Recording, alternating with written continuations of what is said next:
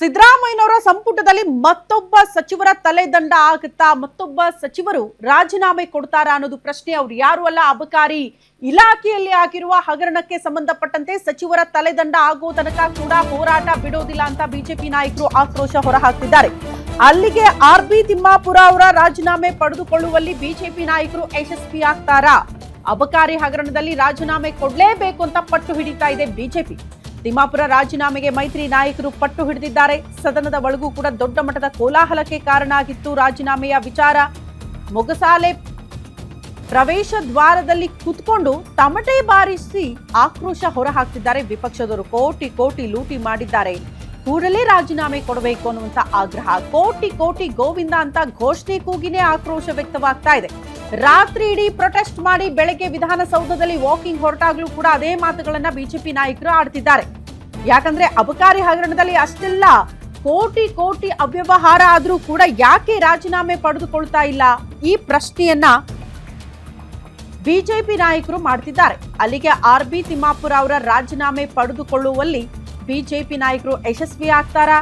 ಈ ಹೋರಾಟ ಹಿಂಗೆ ಮುಂದುವರಿಯತ್ತಾ? ಇದೆಲ್ಲವೂ ಕೂಡ ಪ್ರಶ್ನೆ. ಕಾರಣ ಆರಂಭದಲ್ಲಿ ಇದ್ದಂತಹ ಜೋಶ್ ತದನಂತರದಲ್ಲಿ ನೋಡೋಕೆ ಸಿಗಲ್ಲ ಬಿಜೆಪಿ ನಾಯಕರಲ್ಲಿ. ಹಂಗಾಗಿ ಏನಾಗುತ್ತೆ ಅನ್ನೋದೇ ಪ್ರಶ್ನೆ.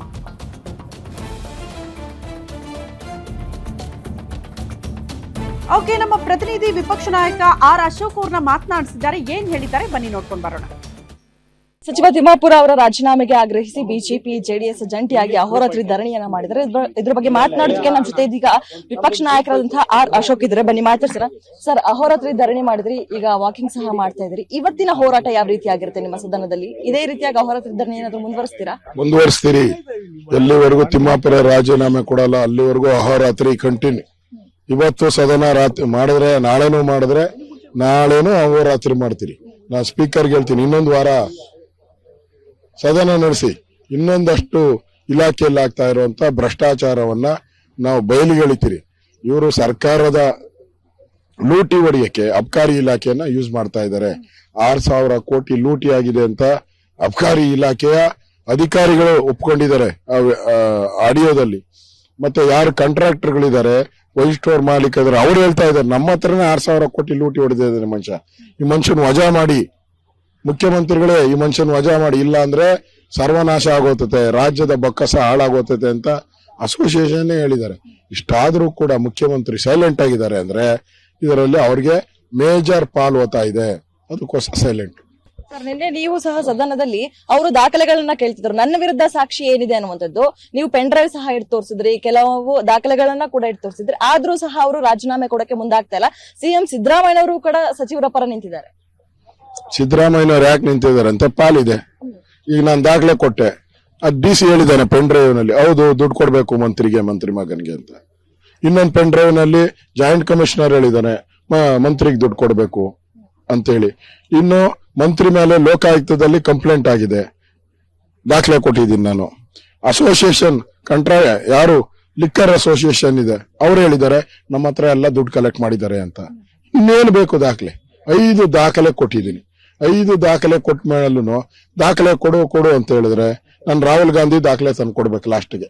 ಬಿಬಿಜಿ ರಾಮ್ಜಿ ಚರ್ಚೆಯನ್ನ ಡೈವರ್ಟ್ ಮಾಡೋದಕ್ಕೆ ಬಿಜೆಪಿ ನಾಯಕರು ಅಹೋರಾತ್ರಿ ಧರಣಿ ಮಾಡ್ತಾ ಇದ್ದಾರೆ ಅಂತ. ಸರ್, ಕೊನೆ ಪ್ರಶ್ನೆ ಸರ್, ಮುಗೀತು.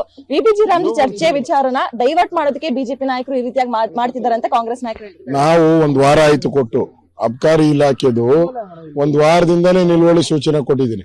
ಸ್ಪೀಕರ್ ಅವರೇ ನಮ್ಗೆ ಅನುಮತಿ ಕೊಟ್ಟಿರೋದು. ಅವ್ರು ನೆನ್ನೆ ತಂದಿರೋದು ಜಿ ರಾಮ್ಜಿ. ಅದನ್ನ ಸದನದಲ್ಲಿ ಮಂಡಿಸ್ಬೇಕಾದ್ರೆ 7 ದಿನ ನೋಟಿಸ್ ಕೊಡ್ಬೇಕು.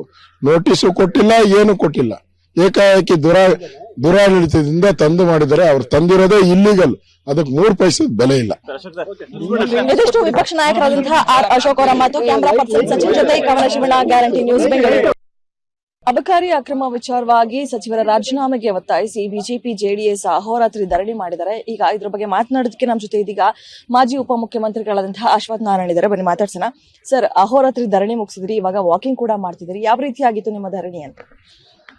ಬಹಳ ಸ್ಪಷ್ಟ ಉದ್ದೇಶ, ಭ್ರಷ್ಟಾಚಾರ ವಿರುದ್ಧವಾಗಿ ಹೋರಾಟ ಮಾಡಬೇಕು. ಈ ಭ್ರಷ್ಟ ಆಪಾದನೆ ಮೇಲಿರುವಂತಹ ಅಬಕಾರಿ ಸಚಿವನ ರಾಜೀನಾಮೆ ಪಡಿಬೇಕು ಅನ್ನೋದು ನಮ್ಮ ಸ್ಪಷ್ಟ ಉದ್ದೇಶ. ಈ ದಿಕ್ಕಿನಲ್ಲಿ ನಾವು ಪ್ರಾಮಾಣಿಕ ಪ್ರಯತ್ನವನ್ನ ಮಾಡಿ ಅಹೋರಾತ್ರಿ ಧರಣಿ ಮತ್ತು ಧರಣಿಯನ್ನ ಮುಂದುವರಿಸಿ ಆ ರಾಜೀನಾಮೆನ ಪಡಿಬೇಕು ಅನ್ನೋದು ನಮ್ಮ ಸ್ಪಷ್ಟ ಉದ್ದೇಶವಾಗಿದೆ. ಸರ್, ಅದೇ ರೀತಿಯಾಗಿ ಎಲ್ಲರೂ ಕೂಡ ಅಂದ್ರೆ ಸಿಎಂ ಸಿದ್ದರಾಮಯ್ಯನವರು ಸೇರಿಸಿ ಸಚಿವರಾದಂತಹ ತಿಮ್ಮಾಪುರ್ ಅವರು ಕೇಳ್ತಾ ಇರುವಂತದ್ದು, ಅಧಿಕಾರಿಗಳು ತಪ್ಪು ಮಾಡಿದ್ದಾರೆ, ಅವ್ರು ಸಸ್ಪೆಂಡ್ ಕೂಡ ಆಗಿದ್ದಾರೆ, ನಾನ್ ತಪ್ಪು ಮಾಡಿದ್ದೀನಿ ಅನ್ನೋದಕ್ಕೆ ಸಾಕ್ಷಿ ಏನಿದೆ, ಸುಮ್ನೆ ಪೆನ್ ಡ್ರೈವ್ ಇಟ್ಕೊಂಡಿದ್ದೀರಾ ಅಂತ. ನೋಡಿ, ಅಧಿಕಾರಿಗಳು 3 DC ಮೇಲೆ ಆಪಾದನೆ ಆಗಿರೋದು, ಸಾಕ್ಷಿ ಸಮೇತವಾಗಿ ಸಿಗಾಕೊಂಡಿರೋದು. ಮಾಡಿರೋದು ಯಾರನ್ನ? ಒಬ್ಬನ್ನ. ನಿಜವಾದ ಕಲ್ಪ್ರಿಟ್ಸ್ಗಳನ್ನ ಇನ್ನೂ DC ಮಾಡಿಲ್ಲ. ಮಂತ್ರಿಗಳು ಅದ್ರಲ್ಲಿ ಏನಿದೆ ಸಂಭಾಷಣೆಯಲ್ಲಿ, ಮಂತ್ರಿಗಳಿಗೆ ಹಣ ಹೋಗ್ತಿದೆ ಅಂತಾನೆ ಇರೋದು. ಹಾಗಾಗಿ ಅವರ ಪರವಾಗಿ ನಾವು ಮಾಡ್ತಾ ಇದೀವಿ ಈ ಮಾತುಕತೆ ಅಂತಾನೆ ವ್ಯಕ್ತಪಡಿಸಿರುವಂತದ್ದು. ಇದನ್ನೇನ್ ಮೊದಲನೇ ಬಾರಿನ? ಹಲವಾರು ಬಾರಿ ಆಪಾದನೆ ಬಂದಿದೆ. ಇಷ್ಟೆಲ್ಲ ಆಪಾದನೆ ಬಂದಿದ್ರು ತನಿಖೆನ ಮಾಡದೆ ಹೀಗೆ ಮೇಲ್ನೋಟಕ್ಕೆ ಇವರು ಉತ್ತರವನ್ನು ಕೊಡ್ತಿರುವಂತದ್ದು ಸರಿಯಲ್ಲ. ಜನಕ್ಕೆ ಉತ್ತರ ಕೊಡುವಂತದ್ದಾಗ್ಬೇಕು. ಈ ಉತ್ತರ ಕೊಟ್ಟು ಜವಾಬ್ದಾರಿಯುತವಾಗಿ ನಡ್ಕೊಳ್ಳುವಂತ ಕೆಲಸ ಈ ಕಾಂಗ್ರೆಸ್ ಸರ್ಕಾರದಿಂದ, ಇಷ್ಟು ಹಿರಿತನ ಅನುಭವ ಇರುವಂತ ವ್ಯಕ್ತಿಗಳು ಈ ನಡವಳಿಕೆಗಳು ಇಡೀ ನಾಡಿನ ಜನತೆ ಒಪ್ಪಲ್ಲ. ನಾವು ಸಹ ಪ್ರತಿಪಕ್ಷವಾಗಿ ಒಪ್ಪಲ್ಲ. ಇವ್ರು ರಾಜೀನಾಮೆನ ಕೊಡಬೇಕು, ಅವ್ರನ್ನ ವಜನಾರ ಮಾಡಬೇಕು ಅನ್ನೋಂಥದ್ದು.